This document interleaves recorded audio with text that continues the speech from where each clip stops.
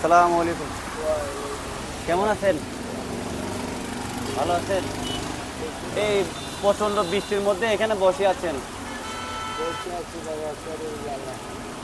আপনার ছেলে মেয়ে নাই? একজন অসহায় মানুষ 2টা টাকার জন্য কি পরিশ্রম করে।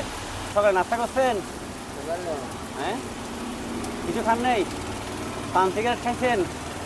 ওইটা তো খাই। বাঙালি তো পান সিগারেট না খেলে হয় না। সিগারেট খেতে হয়, বুঝতে পারছি। তো বৃষ্টি পানিতে আপনি গায়ে পড়তে সেটা সমস্যা হবে না? তাই সকাল থেকে কয় টাকা পাইলেন? তাই এখন আমি তো একটা বিপদে পড়ে গেলাম।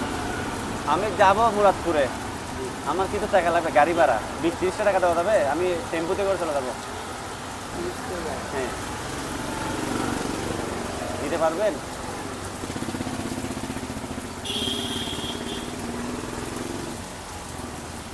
মন থেকে দিচ্ছেন?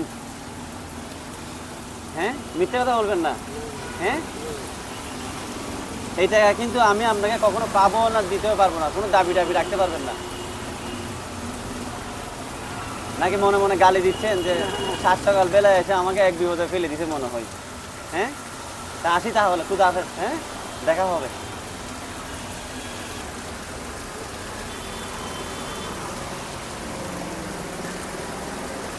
একজন অসুস্থ মানুষ চলতে পারে না, হাঁটতে পারে না, অন্যের উপর নির্ভর করতে হয়, যতটুকু ধারণা আপনারা দেখলে বুঝতে পারবেন।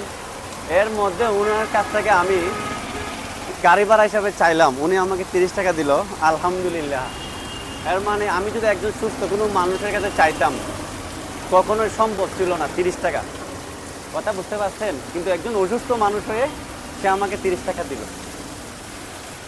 আসলে আঙ্কেল, আমি আপনাকে একটু পরীক্ষা করে দেখলাম। আপনি একজন অসুস্থ মানুষ, আমাকে সহযোগিতা করতেন। আমি গরিব হতে পারি, আমার কেউ নেই, মা বাপ কেউ নেই। আচ্ছা, আমি আপনাকে একটু দুষ্টামি করছি, রাগ করছেন? মনে কষ্ট নিছেন? হ্যাঁ, ঠিক আছে ঠিক আছে ঠিক আছে ঠিক আছে। আপনার জন্য আমার বাবার মতো। মানুষকে হাজার হাজার টাকা দিতে পারি না, চা নাস্তা খাওয়ার জন্য দেই সামর্থ্য অনুযায়ী, যতটুকু পারি।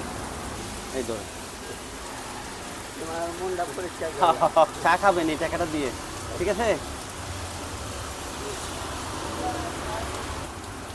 আল্লাহ তোমারও বাবা মার সাথে বাবা দোয়া করবেন। হ্যাঁ, তোমার আম্মু আব্বা আসি তাহলে। হ্যাঁ, আসসালামু আলাইকুম।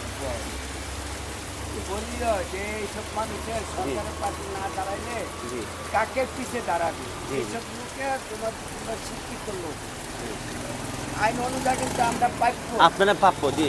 প্রাপ্য না? সরকারি ভাতা যেগুলো আছে, প্রতিবন্ধী ভাতা আপনারা পাওয়ার প্রাপ্য। আপনারা প্রতিবন্ধী ভাতা পাচ্ছেন না? না, না